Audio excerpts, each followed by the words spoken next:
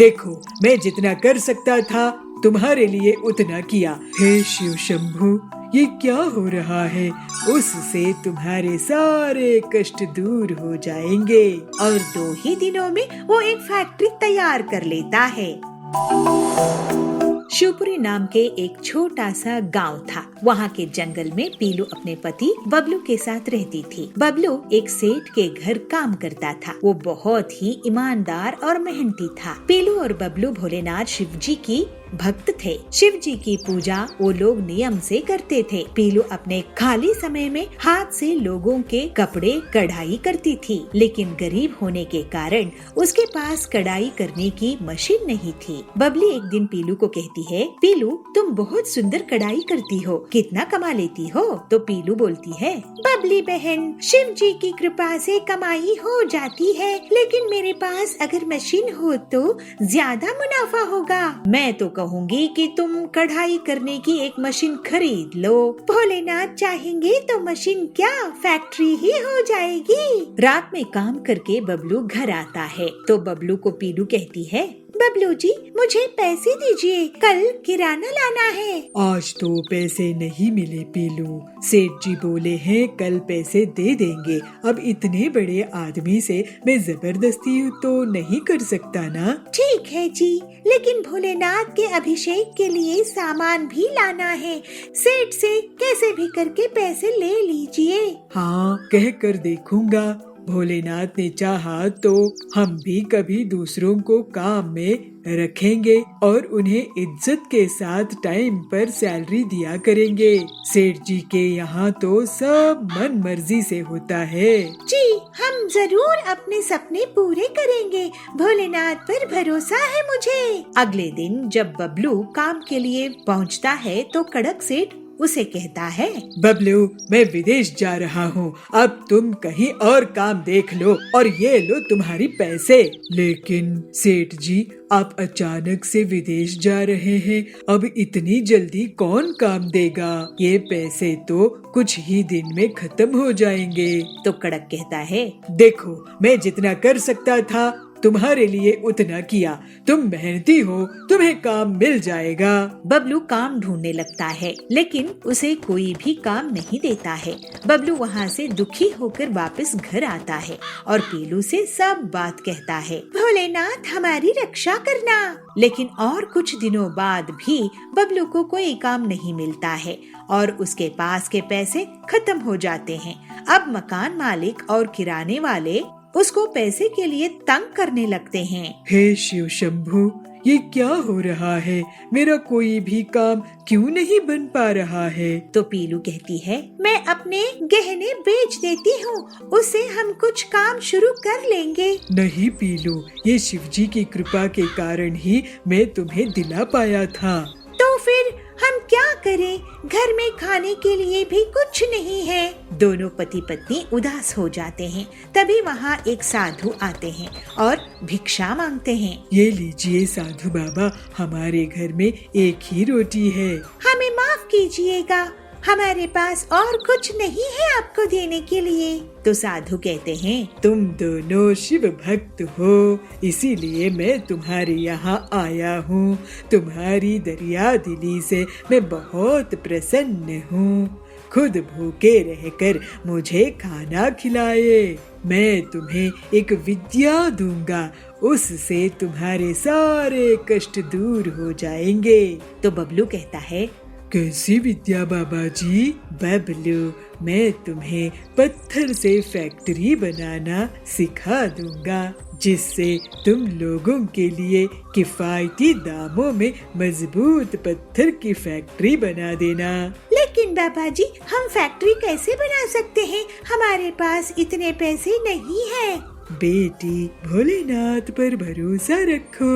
अगली सुबह से बबलू 1 हफ्ते तक जंगल जाकर साधु बाबा से पत्थर का फैक्ट्री बनाना सीखता है। अलग अलग तरह के पत्थर लाना, उन्हें जोड़ना और उनको अपने औजारों से आकार देना होता है। फिर सभी अलग अलग साइज के पत्थरों को वो खास चूने की घोल से जोड़ता है और उसे एक बिल्डिंग का आकार देने लगता है और 2 ही दिनों में वो एक फैक्ट्री तैयार कर लेता है। साधु बाबा, आपकी दया से मैं पत्थर की फैक्ट्री बना पाया हूँ। आप नहीं होते तो मैं कुछ भी नहीं कर पाता। हाँ बाबा जी, आपकी बहुत दया है हम पर। तभी बाबा शिव जी का रूप धारण कर लेते हैं। प्रभु आप। महादेव भोलेनाथ, शिव शंभो, जय हो आपकी। तो शिव जी कहते हैं, मेरे प्यारे भक्तों, तुम्हारी भक्ति से मैं बहुत प्रसन्न हूँ।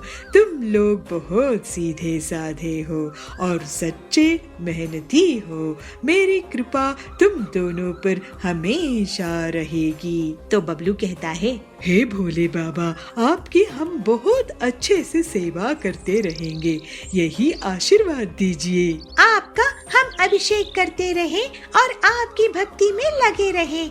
जय हो शिव शंभू आपकी। अब तुम अपना पत्थर की फैक्ट्री बनाने का काम शुरू कर दो। पीलू बबलू शिव जी के दर्शन पाकर खुश हो जाते हैं। फिर बबलू पत्थर की फैक्ट्री को बना बना कर बेचने लगता है। ऐसी पत्थर की फैक्ट्री को किसी ने नहीं देखा होगा। बबलू, तुम तो बहुत ही होनहार हो। मेरी फैक्ट्री ऐसे ही तैयार करना। जाबाज की बात सुनकर कालू बोलता है, मेरी भी फैक्ट्री तुम इतने बना दो तो बहुत बढ़िया रहेगा। मैं तुम्हें एडवांस भी दे दूंगा। और ऐसे ही बबलू और पीलू मेहनत करके लोगों के लिए उनकी फैक्ट्रीज तैयार करने लगते हैं और मुनाफा कमाते हैं और शिव जी का अभिषेक करते हैं और गरीबों को प्रसाद देते हैं। बबलू जी, शिव शंभू जी की कृपा से तो हमारी पूरी तकलीफ ही दूर हो गई है। हाँ पीलू, भोलेनाथ शिव शंभू की भक्ति करते रहना है और जीवन में मेहनत भी। और फिर इस तरह से बबलू और पीलू अपनी मेहनत से तरक्की करते हैं और दोनों खुशी खुशी रहने लगते हैं। तुम गरीब लोगों की सेवा के लिए दुकान नहीं खोली है मैंने। मैं तुम्हारी दुकान चलने नहीं दूंगी। मैं तुम्हारी दुकान बंद करवा के ही रहूंगी। जबलपुर गांव के जंगल में बबली कौवी एक ठेले में गन्ने का जूस बेचा करती थी। उसकी दुकान बहुत अच्छे से चलती थी और गर्मी में तो ग्राहकों की हमेशा से भीड़ लगी रहती थी। बबली सबसे बहुत अच्छे से बात करती थी। ऐसे ही बहुत समय तक काम करते हुए उसने बहुत पैसे कमाए और फिर कालू कौवे से शादी कर ली। अपनी सफलता के कारण उसको बहुत घमंड हो गया था और वो गरीब ग्राहकों से बदतमीजी से बात करती थी। बबली दीदी, मुझे 2 ग्लास ताज़ा गन्ने का जूस देना। मैं आपको पैसा कल दे दूंगा। अगर कल पैसे देने हैं तो कल ही जूस पीना। तुम गरीब लोगों की सेवा के लिए दुकान नहीं खोली है मैंने। अरे बबली दीदी, आप ऐसे कैसे बात कर रही है? मैं तो आपका रेगुलर ग्राहक हूँ। देखो बंटी भैया, पैसे रखो और जूस पियो। और हाँ, आज से गर्मी शुरू हो रही है ना, आज से 20 रुपया ग्लास नहीं बल्कि 40 रुपया ग्लास गन्ने का जूस मिलेगा। इस तरह से बबली बहुत घमंड हो चुकी थी। गरीब ग्राहकों से पैसे रखवाती थी, फिर गन्ने का जूस देती थी। कोई गन्ने का जूस नहीं बेचा था जिसकी बबली फायदा उठा रही थी। लेकिन अगले ही दिन बबली की दुकान के सामने पीलू चिड़िया अपना गन्ने का जूस का ठेला खोलती है। उसकी दुकान चलती देखकर बबली उसे जलने लगती है। पीलू चिड़िया, तुम मेरे ठेले के सामने गन्ने का जूस क्यों बेच रही हो? मैं तुम्हारी दुकान चलने नहीं दूंगी। अरे सुंदरी दीदी, गुस्सा मत करो। जंगल में इतने ग्राहक हैं कि हम दोनों की दुकान अच्छे से चल सकती है। पीलू की बातें सुनकर बबली चुप हो जाती है। पीलू अपने ग्राहकों से बहुत अच्छे से बात करती थी, जबकि बबली अभी भी बहुत घमंड से रहती थी। जल्द ही पीलू की दुकान में भीड़ लगने लगती है, क्योंकि वो गन्ने का जूस को सिर्फ 15 रुपए में बेचा करती थी। ये पीलू तो बहुत ही चालाक निकली, सस्ते दामों में जूस बेच रही है। इसकी दुकान बंद करवा दूंगी। मैं भी दाम कम कर देती हूँ, लेकिन उतने पैसों में मैं गन्ने का जूस नहीं बेचूंगी, बल्कि केमिकल वाला नकली मिलावटी जूस बेचूंगी। ग्लास का जंबो साइज बड़ा देखकर जंगल वाले मेरे ही पास आएंगे और पीलू की दुकान बंद हो जाएगी। फिर ऐसा सोचकर बबली अपने घर में केमिकल वाला जूस तैयार करती है और मन ही मन बहुत खुश होती है। जंबो गन्ने का जूस ले लो, जंबो गन्ने का जूस। इतने बड़े गन्ने का जूस कभी नहीं देखे होंगे। जंगल के पक्षी बबली की आवाज सुनकर उसकी दुकान की तरफ भागते हैं और ग्लास का साइज देखकर लालच में आ जाते हैं और सिर्फ कुछ ही मिनट्स में बबली के जंबो गन्ने का जूस बिक जाता है। देखा पीलू चिड़िया, मुझसे पंगा लेने का नतीजा, मैं तुम्हारी दुकान बंद करवा के ही रहूंगी। उसी दिन से पीलू की दुकान में ग्राहकों की कमी होने लगती है और अगले दिन से तो कोई भी उसकी दुकान नहीं जाता है। थोड़े ही दिनों में पीलू को दुकान बंद करने की नौबत आ जाती है। तभी एक दिन डॉक्टर हरिया उसकी दुकान पहुंचते हैं। पेलो, मुझे एक गिलास जूस देना, बबली की दुकान में भीड़ है, मुझे लेट हो रहा है, नहीं तो मैं उसी की दुकान में जाता। ये लीजिए डॉक्टर सर। अरे वाह, ये बहुत ताज़ा है। ऐसा करो, तुम मेरे हॉस्पिटल में रोज 20 गिलास भेज दिया करो मरीज के लिए। पीलू ये सुनकर बहुत खुश हो जाती है और हरिया के मरीज उसके गन्ने का ताज़ा जूस पीकर ठीक हो जाते हैं।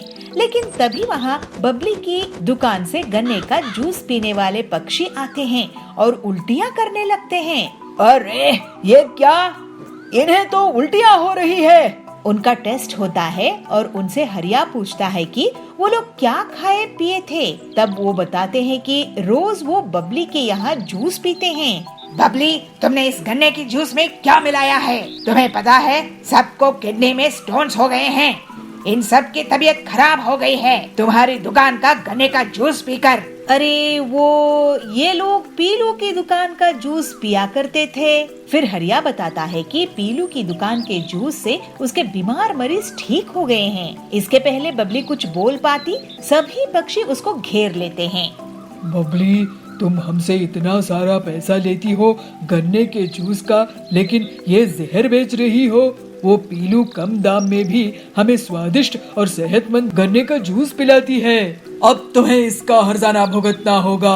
ऐसा कहकर सभी पक्षी बबली को पुलिस के हवाले कर देते हैं। पीलू पूरी ईमानदारी के साथ स्वादिष्ट गन्ने का जूस बेचना जारी रखती है और जंगल वाले उसकी बहुत तारीफ करते हैं। अब जंगल में बस उसी की गन्ने का जूस का दुकान थी।